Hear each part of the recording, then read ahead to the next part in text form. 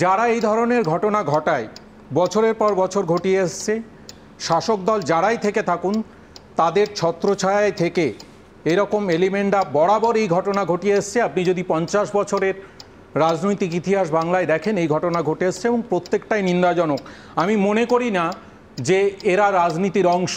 আমি সেই রাজনীতির স্বপ্ন, কিন্তু রাজনীতি যুগে যুগে এদের ব্যবহার করে। আমি আসছি সুমনদা, 72-এও করেছে, এখনো করছে। আমি মনে করি যে রাজনীতিতে সেই দিন আসা উচিত যেদিন এই লোকগুলো রাজনৈতিক ছত্রছায়ায় থাকবে না। আমি বৈশাদা বলছিল যে একটা বিষয় গুরুত্বপূর্ণ, ঘটনা ঘটার খুব যদি আমি ভুল না করি বোধহয় 10 মিনিটের মধ্যে রাজ্যের মাননীয় মুখ্যমন্ত্রী টুইট করে ব্যবস্থা নেওয়ার কথা বলেছেন এবং 24 ঘন্টার মধ্যে প্রথমজন অ্যারেস্ট হয়েছে। এই যার বাড়ি আপনারা দেখালেন, বড় বাড়ি, কোথায় তৃণমূলে পতাকা উঠছে, লোকাল নেতা, কেন 3 দিন পরে 5 জন হবে? ছাড় দেওয়া হয়নি এবং ছাড় দেওয়া উচিত না। সে তৃণমূল করে বা অন্য দল করে, তার জন্যে আজকে আমি একজন মেয়ের বাবা, এই যে মেয়েটি মারা গেছে আমার মেয়ের থেকে একটু ছোট, আজকে বলতে আমার গলায় মানে বুঝে আসছে, তারপরেও বলছি আমি সেই রাজনীতির স্বপ্ন দেখি।